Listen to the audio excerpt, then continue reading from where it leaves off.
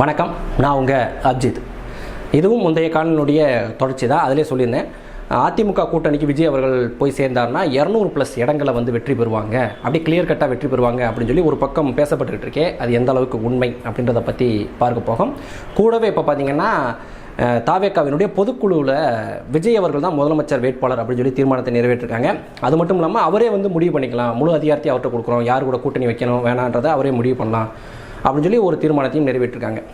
ஒரு பக்கம் பார்த்தீங்கன்னா அதிமுக கூட்டணிக்கு இவர் போயிட்டாருன்னா 200 இடங்களுக்கு மேலே எளிதாக வெற்றி பெற்றுவாங்க அப்படின்னு சொல்லி ஒரு பக்கம் பேசிகிட்டு இருக்காங்க. இன்னொரு பக்கம் விஜய் தான் முதலமைச்சர் வேட்பாளர், அவர் தலைமையில் தான் கூட்டணிகள் அமைய போகுது, அவங்க வந்து தனித்து தான் அவங்க போட்டியிட போனாங்க, இவங்க கூட்டணி தனி அப்படின்ற மாதிரி இன்னொரு பக்கம் வந்து இப்போ பேச ஆரம்பிச்சிருக்காங்க.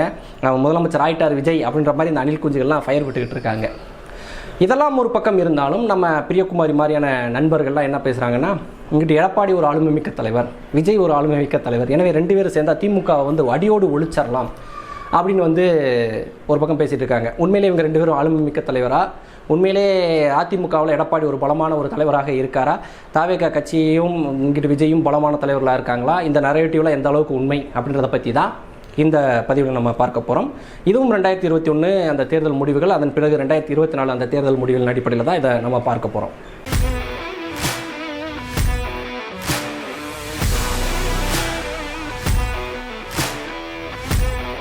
முதலாவதா, விஜய் அவர்கள் அதிமுக பிஜேபி கூட்டணிக்கு போனார்னா என்ன ஆகும்? இவங்க சொல்கிற மாதிரி 200 இடங்களில் கிளியர் கட்டாக வெற்றி பெறுவாங்களா? அப்படியே வந்து மிகப்பெரிய ஒரு அரசியல் மாற்றம் ஏற்படுமா அப்படின்னு கேட்டால் அதெல்லாம் மிகப்பெரிய ஒரு சந்தேகம்தான். காரணம், விஜய் அவர்களுக்கு இப்போ வந்து மக்கள் மத்தியில் ஒரு கிரேஸ் இருக்குது, அவர்களுடைய ரசிகர்கள் மத்தியில் மிகப்பெரிய வரவேற்பு இருக்குது அவர் அரசியல் வந்ததில். அப்படின்னா அதுக்கு காரணம் விஜய் அவர்கள் ஒரு தனித்த ஒரு கட்சியை தொடங்கியிருக்காரு. அவர் முதலமைச்சர் வேட்பாளர் அப்படின்னு சொல்லி தன்னை முன்னிலைநிறுத்தி அரசியல் பண்ணிட்டு இருக்காரு இன்று வரைக்குமே. அதைத்தான் தாவேக்காவினுடைய பொதுக்குழு கூட்டத்தில் கூட அவங்க தீர்மானம் நிறைவேற்றினாங்க, விஜய் தான் முதலமைச்சர் வேட்பாளர், அவர் தான் வந்து கூட்டணியிலே முடிவு பண்ணுவாங்க அப்படின்னு சொன்னாங்க. இது எல்லாமே அவங்களுடைய ரசிகர்கள் மத்தியிலும் சரி, அவரை ஓரளவு நேசிக்கக்கூடிய பொதுமக்கள் மத்தியிலும் சரி ஒரு உற்சாகத்தை ஏற்படுத்துவாங்க. விஜய் வந்து ஒரு முதலமைச்சர் வேட்பாளர்ப்பா, அவங்க தனித்து போட்டியிட போகிறாங்கப்பா அப்படின்ற ஒரு இமேஜ் இருக்கனால தான் அவருக்கு இந்த அளவுக்கு வரவேற்பு என்பது இருக்குது. அவர் வேமா இதெல்லாம் இல்லை, தனிச்செல்லாம் போட்டியிட முடியாது, நம்ம வந்து கூட்டணிக்கு போவோம்னு சொல்லி முடிவெடுத்து பிஜேபி அதிமுக கூட்டணிக்கு அவர் போயிட்டார் அப்படின்னாலே அவர் முதலமைச்சர் வேட்பாளர் அப்படின்ற இடத்துலேருந்து கீழே இறங்கிடுவார். இவ்வளோ நாள் வந்து ஒரு உற்சாகமாக அவரை வந்து வரவேற்றுக்கிட்டு இருந்தாங்க இல்லையா ரசிகர்கள் எல்லாமே. நம்ம அடுத்து இவர் தாண்டா 2026 முதலமைச்சர், இவர் தாண்டா, அவர் ஆட்சியின் கீழே தாண்டா நம்ம வாழ போகிறோம்னு நினச்சிக்கிட்டு இருந்தாங்க இல்லையா. அவங்களுக்கு இது ஒரு மிகப்பெரிய ஒரு ஏமாற்றமாகவே இருக்கும். ஏன்னா இவ்வளோ நாள் முதலமைச்சர் வேட்பாளராக பார்த்தவர் இல்லை முதலமைச்சர் வேட்பாளர்லாம் கிடையாது, அவர் ஒரு சாதாரண கூட்டணி கட்சியினுடைய தலைவர் தான் அப்படின்ற இமேஜுக்கு வந்துடுவார். இவ்வளோ நாள் ஒன் அண்ட் ஒன்லி பார்ட்டியாக இருந்தாங்க, இனிமேல் ஒன் ஆஃப் த ஒரு பார்ட்டி. எப்படி அதிமுக கூட்டணியில் பிஜேபி இருக்கோ, பாமக இருக்கோ, தேமுதிக இருந்துச்சோ, அதே மாதிரி இவரும் போய் ஒரு கூட்டணி, அவங்களுக்கு எப்படி ஆளுக்கு ஒரு 10-20 சீட்டு வருதோ அது மாதிரி 20-30 சீட்டை வாங்கிக்கிட்டு இவரும் வந்து எடப்பாடி வாழ்க, எடப்பாடி முதலமைச்சர் அப்படின்னு சொல்லி கோஷம் போட்டுக்கிட்டு இருக்க வேண்டியதான். இதுவே வந்து அந்த ரசிகர்கள் மத்தியில் ஒரு அதிருப்தியை ஏற்படுத்தும், ஒரு சோர்வை ஏற்படுத்தும், அதில் மாற்று கருத்தும் இல்லை. அதுபோக இவர் வந்து இவ்வளோ நாள் கொள்கை எதிரி அப்படின்னு சொல்லி விமர்சிச்சுக்கிட்டு இருந்த பிஜேபி இருக்கக்கூடிய கூட்டணிக்கு அவர் போகிறாருன்னு வைங்களேன், அது கொஞ்சம் சிந்திக்கும் திறன் இருக்கக்கூடிய, அதாவது நீ போய் கழுதையோட கூட்டணி வச்சாலும் நான் விஜய்க்கு தான் ஓட்டு போடுவேன், செத்தாலும் விஜய்க்கு தான் ஓட்டு போடுவேன் அப்படின்ற அந்த தற்குறிகளை பற்றி நான் பேசலை. கொஞ்சம் அரசியலை கவனிக்கக்கூடிய, கொஞ்சம் அரசியல் பார்வை இருக்கக்கூடிய ரசிகர்கள், இல்லை எனக்கு விஜயை பிடிக்கும், சரி ஒரு தடவை ஓட்டு போட்டு பார்க்கலாம் அப்படின்னு நினச்சிக்கிட்டு இருந்த வெகுஜன மக்கள், அவங்களாம் கொஞ்சம் சிந்திக்க ஆரம்பிப்பாங்க. என்னையா பிஜேபி வேணாம், அதிமுக வேணாம், எங்களுக்கு காங்கிரஸ் வேணாம், திமுக வேணாம், நீ ஒரு மாற்று அரசியல்வாதியாக இருப்ப அப்படின்னு சொல்லி தானே உனக்கு நாங்கள் ஆதரவு கொடுத்தோம், இப்போ நீயும் போய் அவங்க கூட கூட்டணியில் தான் இருக்க போகிறேன்னா உனக்கு எதுக்கு நாங்கள் வாக்கு செலுத்துறோம், இதுக்கு நான் நேரடியாக அந்த கட்சிக்கே வாக்கு செலுத்திட்டு போயிருவேனே அப்படின்னு வந்து கொஞ்சம் சிந்திக்க ஆரம்பிப்பாங்க. எனவே விஜய் அவர்கள் தனித்து இல்லாமல் கூட்டணிக்கு போகிறாரு அப்படின்னாலே அந்த இடத்துல விஜய்க்கு மிகப்பெரிய ஒரு பின்னடைவு தான். இப்படியாக பின்னடைவில் தான் அந்த கூட்டணி என்பதே அமையும். எனவே இது மிகப்பெரிய பிரச்சனையில் தான் முடியுமே தவிர இது வந்து அவருக்கு ஒரு பாசிட்டிவ் அப்படின்னு நம்ம சொல்லவே முடியாது. சரி, ஆல்ரெடி அப்போ அந்த கூட்டணி கொஞ்சம் ஓட்டுலாம் வாங்கி வச்சுருக்காங்களா, அப்போ விஜயும் கொஞ்சம் போய் சேரும்போது ஓரளவு வந்து அவங்க டஃப் கொடுப்பாங்களா, வெற்றி மிகப்பெரிய அளவில் அவங்க சொல்கிற மாதிரி 200 இடங்களை வெற்றி பெறனாலும் ஓரளவு டஃப் கொடுத்துருவாங்க இல்லை. சில இடங்களில் பார்த்தீங்கன்னா 1000 ஓட்டு 2000 ஓட்டு வித்தியாசத்தில் தானே வெற்றி தோல்விகள் தீர்மானிக்கப்பட்டிருக்கு. அந்த இடங்கள்லாம் வந்து இவங்க ஓரளவு விஜய் வாட்டுக்கும் சேரும்போது அந்த வெற்றி தோல்வி மாறுவதற்கான வாய்ப்பு இருக்குல்லன்னு கேட்டால் ஆமாம், வாய்ப்பு இருக்குது. கண்டிப்பாக வந்து இவங்க வந்து போட்டி கொடுப்பாங்க. இந்த ஒரு கூட்டணியும் ஆல்ரெடி இத்தனை ஆண்டுகளும் அப்படி தானே இருக்குது, திமுக கூட்டணி அதிமுக கூட்டணி தானே மாறி மாறி சண்டை போட்டுக்கிட்டு இருக்காங்க. ஸோ அந்த விஷயம் என்பது கண்டினியூ ஆகிறதுக்கான வாய்ப்பு இருக்குது. இவங்க வந்து டஃப் ஃபைட்டு கொடுக்கறதுக்கான வாய்ப்பு என்பது இருக்குது. ஆனால் கிளியர் கட்டான வெற்றிகள் பெறுவார்களா, 200 இடங்களுக்கு மேலே வெற்றிகள் பெறுவார்களா அப்படின்றது சந்தேகம்தான். ஏன்னா ஆல்ரெடி 2021 தேர்தல் முடிவுகளின் அடிப்படையிலே பார்க்கும்போது டிஎம்கே 10,000 வாக்குகள் வித்தியாசத்தில் 116 தொகுதிகளில் வெற்றி பெற்றிருக்காங்க. முதல் 2 இடங்களுக்கு இடைப்பட்ட வாக்கு வித்தியாசம் 10,000. ஆட்சி அமைக்க தேவைப்பட்டதே 118 இடங்கள். அப்படி பார்க்கும்போது 116 இடங்கள்ல அவங்க கிளியர் கட்டான வெற்றி பெற்றிருக்காங்க. அதுபோக 30 இடங்களில் 30,000 வாக்குகளுக்கு மேலான வித்தியாசங்களில் அவங்க வெற்றி பெற்றிருக்காங்க. 22 இடங்களில் பார்த்தீங்கன்னா 50,000 வாக்குகள், கிட்டத்தட்ட 50,000க்கு மேலே 1,30,000 வாக்குகள் வரைக்குமான வித்தியாசங்களில் வெற்றி பெற்றிருக்காங்க. எங்கள் மாவட்டம் திண்டுக்கல் மாவட்டத்தில் ஆத்தூர் தொகுதியில் டிஎம்கே வெர்சஸ் பாமக அப்படின்னு வரும்போது பெரியசாமி அவர்கள், நான் முதல் சொன்னேன் தொடர்ந்து அந்த தான் வெற்றி பெற்றுட்டு இருக்காருன்னு, அவர் இந்த முறை பார்த்தீங்கன்னா 1,30,000 வாக்குகள் வித்தியாசத்தில் வெற்றி பெற்றிருக்காரு. எவ்வளோ பெரிய டிஃப்ரெண்ட் பாருங்கள். 1,00,000 மற்ற எல்லா கூட்டணியும் மற்ற சுயேட்சை எம்எல்ஏ இவங்க எல்லா வேட்பாளர்கள் எல்லா ஓட்டையும் கூட்டினாலும் கூட அவருடைய டிஃப்ரெண்ட்டை பிடிக்க முடியாது. அவ்வளோ பெரிய டிஃப்ரெண்ட்டில் வந்து வெற்றி பெற்றிருக்காரு. ஸோ இவ்வளோ பெரிய டிஃப்ரென்ஸை எப்படி வந்து விஜய் அவர்கள் ஃபுல்ஃபில் பண்ணுவார், அதுதான் என்னுடைய கேள்வி.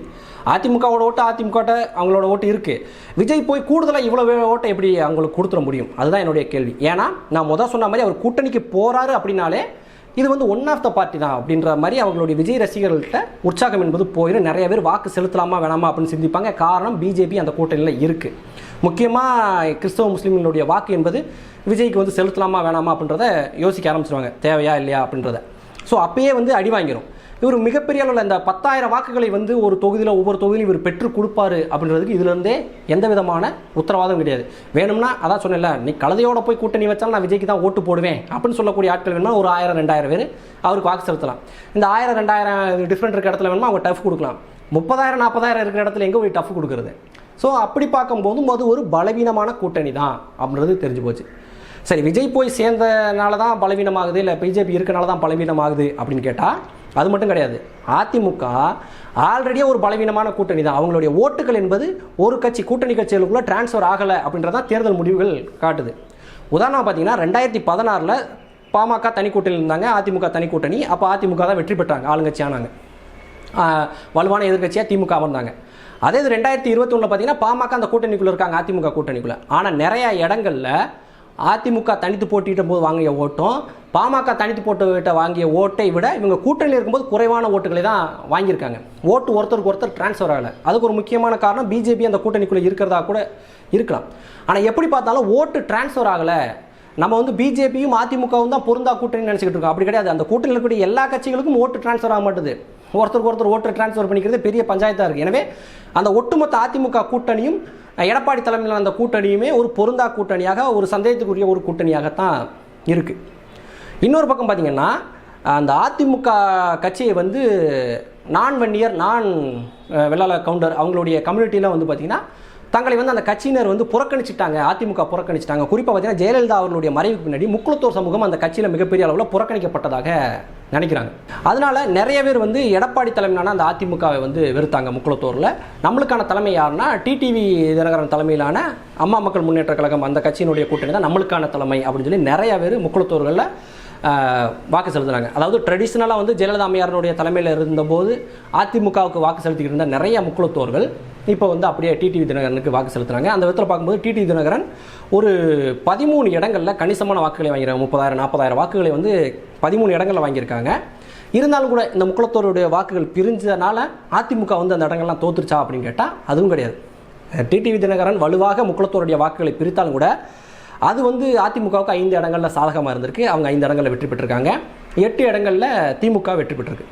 ஏன் இந்த பாயிண்ட்டை நான் சொல்கிறேன்னா, அதான் முன்னாடி சொன்னேன் இல்லையா, முன்னாடி காணொலியில் ஓட்டை பிரிக்கும் அரசியல்னால இவங்க தான் வெற்றி பெறுவாங்க, இவங்க தான் தோல்வி அடைவாங்கன்னு சொல்வதற்கு எந்த விதமான உத்தரவாதம் கிடையாது. அதுக்கு டிடிவி தினகரன் அவர் பெற்ற ஓட்டுகளும் கூட சாட்சி. முக்குளத்தோருடைய வாக்கை கணிசமாக பிரித்தாலும் கூட அந்த வெற்றி யாருக்கு வேணுமாலும் போகலாம், யாருக்கு வேணுமாலும் சாதகமாக அமையலாம் அப்படின்னு சொல்கிறேன். அதனால தான் இந்த ஓட்டு பிரிக்கிற அரசியல் அப்படின்றது வெறும் தியரிட்டிக்கலானது, ப்ராக்டிக்கலாக அது நடக்கவே நடக்காது அப்படின்றதுக்கு இது ஒரு மேலும் ஒரு சான்று. முக்குளத்தோருக்கும் அல்லது வன்னியர் அல்லாத மற்றவர்களுக்கும் ஏன் வந்து எடப்பாடி அவர்கள் மீது அதிருப்தி அப்படின்னு கேட்டிங்கன்னா, அதில் ஒரு முக்கியமான காரணம் இந்த 10% இடஒதுக்கீடு வந்து வன்னியர்களுக்கு அப்படியே கொடுத்தது. ஏன்னா எந்த விதமான ஒரு கணக்கெடுப்போ எதுவுமே பண்ணாமல் அப்படியே வந்து அவர் கொடுத்துட்டாரு. அந்த விதத்தில் பார்த்தீங்கன்னா எங்களை புறக்கணிச்சிட்டாரு. அதுபோக அந்த கட்சியில் முக்கிய பொறுப்பில், அதிமுகவில் முக்கிய பொறுப்பில் இருந்த முக்குளத்தோர் சமூகத்தை சார்ந்தவங்களெல்லாம் வெளியேற்றிட்டாங்க. முழுக்க பார்த்தீங்கன்னா கவுண்டர் பேஸ்டாகவே அது போய்கிட்டு இருக்கு. எனவே எங்களுக்கான கட்சி அது இல்லை அப்படின்னு சொல்லி நிறைய பேர் வந்து மாற்றி வந்து வாக்கு செலுத்தியிருக்காங்க. ஒரு முக்குளத்தோர் வந்து அதிமுகவின் மீது இப்போ அதிருப்தியில் இருக்காங்க. அந்த அதிருப்தி வேற எங்கே ரிஃப்ளெக்ட் ஆச்சு அப்படின்னு கேட்டிங்கன்னா, 2024 பாராளுமன்ற தேர்தலின் போது 2026-24 பாராளுமன்ற தேர்தலில் மிகப்பெரிய வாக்குகளை கிட்டத்தட்ட 18% வாக்குகளை பிஜேபி வாங்கினாங்க. எங்கேருந்து அந்த 18% வாக்குகள் வந்துச்சு? இதற்கு முன்னாடி நோட்டாவுக்கு கீழே இருந்த பிஜேபி திடீர்னு எங்கேருந்து 18% வாக்குகளை வாங்குச்சு அப்படின்னு கேட்டிங்கன்னா அது எல்லாமே அதிமுகவினுடைய வாக்கு. அதிமுகவுக்கு இதற்கு முன்னாடி வாக்கு செலுத்திக்கிட்டு இருந்தாங்க இல்லையா, நான் வன்னியர், நான் கவுண்டர் பீப்புள்ஸ், அது முக்குளத்தூர், நாடார், பிள்ளைமார் சமூகம், இந்த மாதிரியான மாற்று சமூகம்லாம் இருக்காங்களா, அவங்களாம் ஜெயலலிதாவினுடைய தலைமையை ஏற்றுக்கிட்டாங்க. ஆனால் இப்போ எடப்பாடியினுடைய தலைமையை ஏற்றுக்கொள்ளாமல் அவங்க அப்படியே பிஜேபிக்கு அவங்களுடைய வாக்குகளை வந்து செலுத்தியிருக்காங்க. என்னுடைய பூத்துலேயே பிள்ளைமார் சமூகத்தை சார்ந்த நிறைய பேர் ஒரு குரூப்பாக அப்படியே இணைந்தே வந்து இப்போ பிஜேபிக்கு வாக்கு செலுத்தினதை பார்க்க முடிஞ்சு. ஏன்னா அவங்க அதிமுக தங்களுக்கான தலைமை கட்சி இல்லை அப்படின்றத உணர ஆரம்பிச்சுக்காங்க. அதனால தான் அப்படியே 40% இருந்த ஓட்டு அப்படியே ரெண்டாக பிரிஞ்சு பிஜேபிக்கு போச்சு. இன்றைய நிலைமையில் வந்து பார்த்திங்கன்னா ஈருடல் ஓர் உயிர்ண்டுவாங்கல்ல, அந்த மாதிரி தான் பிஜேபியும் அதிமுகவும் இணைந்தால் மட்டும்தான் அதிமுகவினோட ஓட்டு ஒன்றா இருக்கும், இல்லைன்னா அதிமுகவினோட ஓட்டே பிரிஞ்சிடும். இதுவே வந்து எடப்பாடி பழனிசாமி அவர்கள் ஒரு ஆளுமை மிக்க தலைவர் இல்லை அப்படின்றது நல்லா தெரியுது. இவ்வளோ நாள் ஜெயலலிதாவும் எம்ஜிஆரும் கட்டி காத்த அந்த வாக்குகளை எடப்பாடி பழனிசாமியால் காப்பாற்ற முடியல. அவர் இன்னைக்கு பிஜேபி அண்டி தான் பொழைச்சாகணும். பிஜேபி கூட இருந்தால் மட்டும்தான் அவருடைய பழைய வாக்குகளை அவரால் தக்க வச்சுக்க முடியும். பிஜேபி அவரை விட்டு பிரிஞ்சு போச்சுன்னா அவருடைய வாக்குகளும் பிரிஞ்சு போயிடும். எடப்பாடிங்கிட்டு ஒரு சாதி கட்சி தலைவர் மாதிரி, அதிமுக என்பது ஒரு குறிப்பிட்ட சாதிக்கான கட்சி மாதிரி, ஒரு வன்னியர்களுக்கான கட்சி மாதிரி, ஒரு கவுண்டர்களுக்கான கட்சி மாதிரி ஆகி போயிடும் அப்படின்றதான் யதார்த்தமான உண்மை. நம்ம பிரியகுமார் அவர்கள் சொல்கிற மாதிரி இவர் வந்து புரட்சி தமிழர், எழுச்சி தமிழர், இவர் மிகப்பெரிய ஆளுமை அப்படின்ற மாதிரிலாம் கிடையாது. இப்போ ஒரு செல்லா காசாகத்தான் இருக்காரு அப்படின்றது உண்மை. அவர் கட்சிக்குள்ளே இருக்கக்கூடிய உள்கட்சி பூசல்களை அவர் சமாளித்து தலைமை பதவியை தக்க வச்சுக்கலாம். ஆனால் வாக்காளர்களை அவரால் தக்க வைக்க முடியலை. அதுதான் நம்மளுக்கு 2024 தேர்தல் முடிவு என்பது காட்டுது. இதனால தான் விஜய் வந்து எடப்பாடி பழனிசாமி அவர்களுக்கு தேவை. வரிந்து கொண்டு போய் அவருக்கு வாக்காளத்து வாங்குவதற்கான காரணமும் இதுதான். அவருடைய தலைமையை தக்க வச்சுக்கிறதுக்கு, அவருடைய வெற்றியை மீண்டும் பெறுவதற்கு விஜய் அவர்களுக்கு அவசியம். ஒருவேளை விஜய் வந்து அதிமுக கூட்டணிக்கு போகாமல் தனித்து போட்டிடுறாரு அப்படின்னா அது அதிமுகவுக்கு மிகப்பெரிய ஒரு பிரச்சனை, விஜய் அவர்களுக்கு மிகப்பெரிய பிரச்சனை, ரெண்டு கட்சியும் மிகப்பெரிய தோல்வியை தான் சந்திப்பாங்க.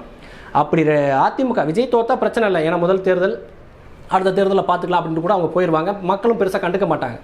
ஆனால் அதிமுக தோல்வி அடையுதுன்னு வச்சுங்களேன், அது எடப்பாடியினுடைய தலைமைக்கே மிகப்பெரிய ஒரு கேள்விக்குறி ஆயிரும். இவருடைய தலைமையினால தானப்பா கட்சியினுடைய ஓட்டே பிரிஞ்சு போச்சு. இன்றைக்கி வந்து பெரும்பான்மை சமூகம் அதிமுகவை வந்து புறக்கணிக்கிறது காரணமே எடப்பாடியினுடைய தவறான நடவடிக்கைகள் தான் அப்படின்ற மாதிரி அவர் மேலே ப்ளேம் வரும். எனவே அவருடைய தலைமையே கேள்விக்குறி ஆயிரும் அப்படின்றதுக்காக தான் இன்றைக்கி விஜயை பிடிச்சி தொங்கிட்டு இருக்காரு. தயவு செஞ்சு கூட்டணிக்கு வாங்க, பிள்ளையார் சொல்லியை போட்டாங்க, கொடி ஆட்டிட்டாங்க அப்படின்னு சொல்லி அழுதுகிட்டு இருக்காரு. ஸோ இதிலிருந்தே தெரியுது எடப்பாடி பழனிசாமி ஆளுமை மிக்க தலைவர் கிடையாது, அவருடைய தலைமை பதவியை தக்க வச்சுக்கிறதுக்காக போராடிக்கிட்டு இருக்கக்கூடிய ஒரு அரசியல்வாதி, அவ்வளோதான்.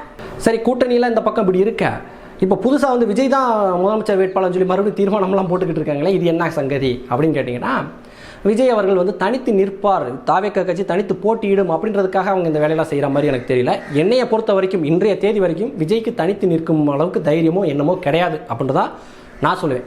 அப்புறம் இதுக்கு அந்த ஸ்டண்ட்டெல்லாம் போட்டுக்கிட்டு இருக்காங்க அப்படின்னா கூட்டணி பேரத்துக்காக தான். நான் வந்து என் கட்சியில் முதலமைச்சர் வேட்பாளர், நான் மிகப்பெரிய நடிகர், நானே உங்களுக்கு கூட்டணிக்கு வரேன்னா நீங்கள் வந்து எனக்கு 50-60 சீட்டு கொடுக்கணும், துணை முதலமைச்சர் பதவி கொடுக்கணும், இல்லை வந்து ஒரு 2 வருஷம் நீ முதலமைச்சர், 2 வருஷம் நான் முதலமைச்சராக இருக்கேன் அப்படின்னு சொல்லி பேரங்களை பேசுவதற்காக இப்போ தேர்தல் நெருக்க வீட்டில் இவங்க போடக்கூடிய ஸ்டண்ட்டுகளை தானே தவிர இவங்க வந்து தனித்து போட்டிடுவாங்க, தனித்து வந்து தேர்தலை எதிர்கொள்வாங்க அப்படின்றதுக்கு எந்த விதமான உத்தரவாதம் கிடையாது. ஏன்னா கரூர் சம்பவத்தில் விஜய் அவர்களுக்கு மண்டையில் நல்லா உரைச்சிருக்கும். நம்மகிட்ட இருக்கிறதெல்லாம் அரசியல் குஞ்சுகள் தான், இதெல்லாம் வந்து அரசியல்வாதி கிடையாது.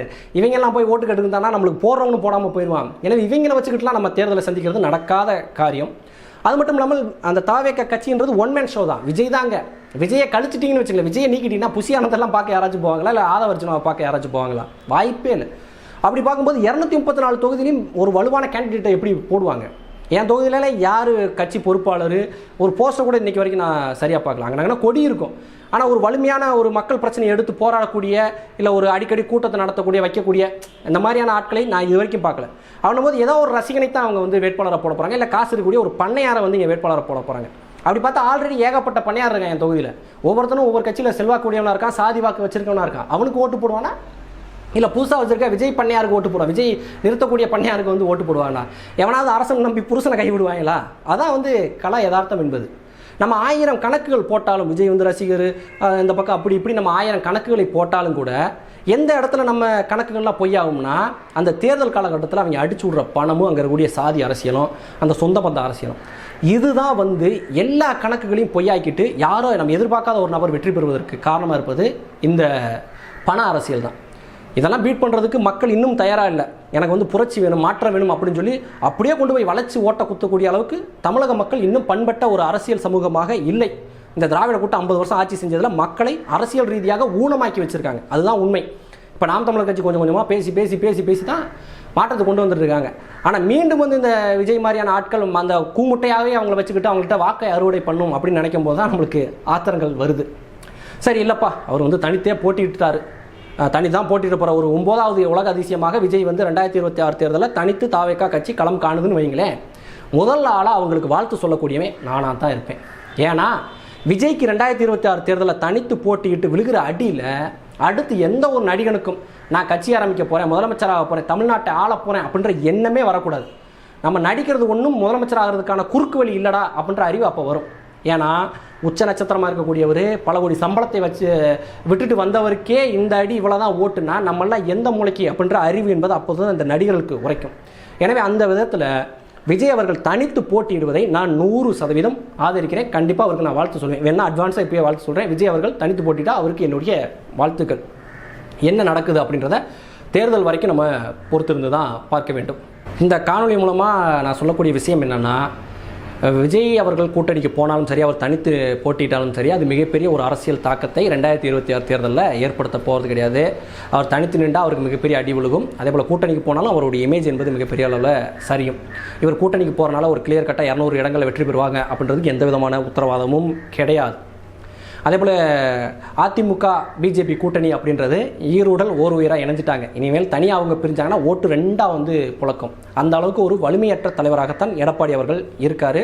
2026 தேர்தலில் ஒருவேளை மீண்டும் வந்து திமுக வெற்றி பெற்று அதிமுக தோல்வி அடைஞ்சுன்னு வைங்களேன், எடப்பாடி பழனிசாமி அவர்களுடைய தலைமையே வந்து கேள்விக்குறியாக்கப்படும். அந்த அளவுக்கு ஒரு மோசமான நிலைக்கு அவர் போவார் அப்படின்றதுல மாற்று கருத்தே கிடையாது.